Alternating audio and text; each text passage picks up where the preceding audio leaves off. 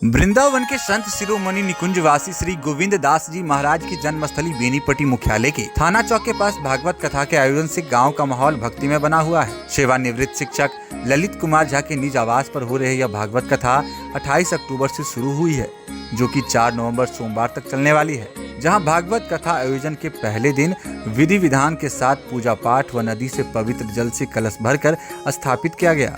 वहीं आगामी सोमवार तक प्रतिदिन शाम 4 बजे से गोलोकवासी संत श्री गोविंद दास जी महाराज के शिष्य महंत मदन मोहन दास जी महाराज कथा वाचन कर रहे हैं, जिसे सुनने के लिए गांव के लोग जुट रहे हैं। निगम कल्पतरोरि गलितम फलम सुख मुखादमृत द्रव संयुतम पिबत भागवतम रसमालयम मुहुर्हो रसिका भुवि भावुकः। निगम वेद को बोलते हैं। निगम रूपी वेद कल्पतरु के पके हुए फल के रूप में श्रीमद् भागवत जी को कहा गया है। तो कहते हैं जो ये फल अगर पका हुआ है तो कैसा है, तो डबडबाया हुआ है। जैसे फल पक कर बहुत रसमय हो जाए तो वो डबडबा जाता है, वैसा फल है ये। तो कहते हैं महाराज अगर ऐसा फल है, अब वेद रूपी पेड़ से गिरा होगा तो ये तो फूट गया होगा, इसमें मिट्टी मिल गया होगा, अपेयत्व आ गया होगा, गंदा हो गया होगा। कहते नहीं, ये फूटा नहीं है, ये गुरु शिष्य परंपरा से शाखा प्रशाखा के द्वारा हाथों हाथ नीचे आया। भगवान से ब्रह्मा जी, ब्रह्मा जी से नारद जी, नारद जी से व्यास जी, व्यास जी से सुखदेव जी, सुखदेव जी से अन्य ऋषि, और उस ऋषि परंपरा से यहाँ तक। आध्यात्म कहता है मानव उल्टे लटके हुए वृक्ष की तरह है। कैसे? वृक्ष का जड़ होता है नीचे, डाल पात होता है ऊपर। इसका बुद्धि का विकास जड़ है ऊपर और हाथ पैर डाल पात है नीचे। जिस 5 तत्वों से सृष्टि में जीव सृजित हुआ, पेड़ पौधा सब जीवन में आया, माने सृष्टि का सृजन हुआ और उसी से चल रहा है। तो पेड़ के डाल पे पानी डालने से नहीं लगेगा, उसके जड़ में पानी डालने से लगेगा। तो और तत्व उसके जड़ को कम मिलता है और जीव को और योनि में। लेकिन मानव के बुद्धि का विकास जड़ जो ऊपर है, तो इसको हवा कान से, नाक से, आँख से, मुंह से जड़ में ही लगता। सूरज का रोशनी सिर पे ही लगता, हवा सूरज की रोशनी, आसमान सिर पे टिका हुआ है। बरसात का पानी हो या नहाने का पानी जड़ पे ही पड़ता। जमीन से अर्थिंग लगा हुआ है, तो वो 5 मटेरियल इसके जड़ को ज़्यादा मिलता, इसीलिए 84 लाख जीव में है और उल्टे लटके हुए वृक्ष की तरह है। तो कहते हैं इसमें बुद्धि का विकास ज़्यादा है, जो विवेक युक्त है। अब विवेक किसको बोलते हैं? बुद्धि में अच्छे और बुरे के भेद को करने की जो शक्ति है, इसको विवेक बोलते हैं। बुद्धि है तो कुत्ते में भी, लेकिन उसमें इतना विवेक नहीं है। जो रोटी पे मुंह मारा, उसको आपने लठ मारा, वो भागा और आप हट जाओ तो उसी रोटी को फिर खाने आएगा। मानव को आप 56 प्रकार भोजन दो और जैसे पहला निवाला उठाए तो बोलो बड़ा बेशरम आदमी है यार, मुझे तो कभी खिलाया नहीं, निर्लज की तरह खुद खाए जा रहा है। अब आप उसको खिला के दिखा दो, क्योंकि उसमें विवेक है, अब वो नहीं खाएगा।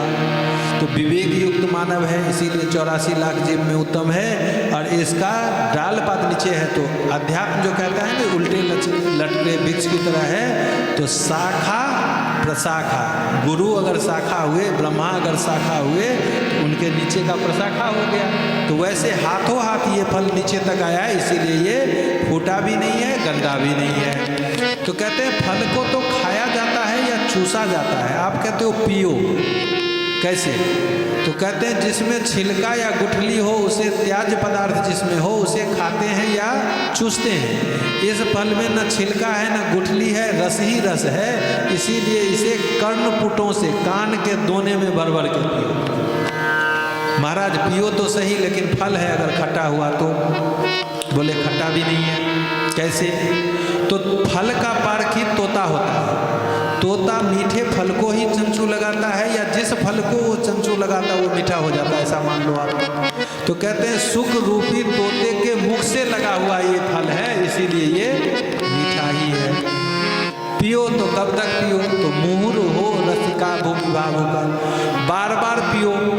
और कौन कौन पियो? तो रसिक और भावुक। तो बोले महाराज कथा में क्या रसिक और भावुक 2 ही आ सकते, तीसरे नहीं आ सकते? और मुझे तो पूछ सकता है, जो अभी तो आपने बोला है जिसमें पापी पुण्यात्मा सब आ सकता है, तो ये फिर रसिक और भावुक ही क्यों?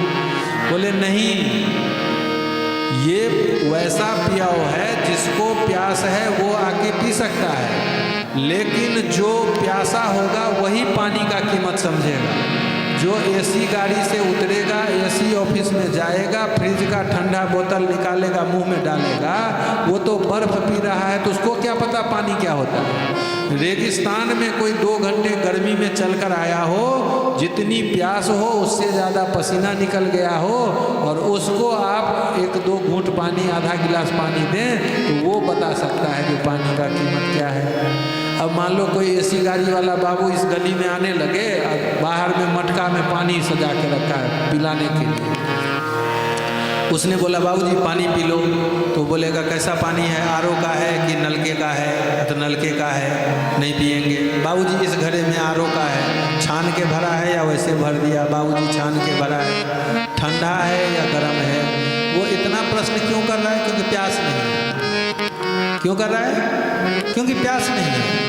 आज वही रेगिस्तान में चल के आया होता और कुएं का पानी भी होता, तो आपको न पूछना पड़ता न उसको बताना पड़ता, वो सीधे कहता पानी, क्योंकि प्राण जाने वाला है। तो कहते हैं कथा के जो रसिक हों, जो इसके महत्व को जानते हों, या भावुक हों जो जानना चाहते हों, उन 2 आदमी को ज्यादा कहा है, आओ रसिक और भावुक हो, आओ आओ, तुम्हारे लिए ही ये कथा हो रही है। बाकी पानी है, जिनको पीना वो आ सकते, ये तो कथामृत है, जिनको चाहिए वो आ सकते।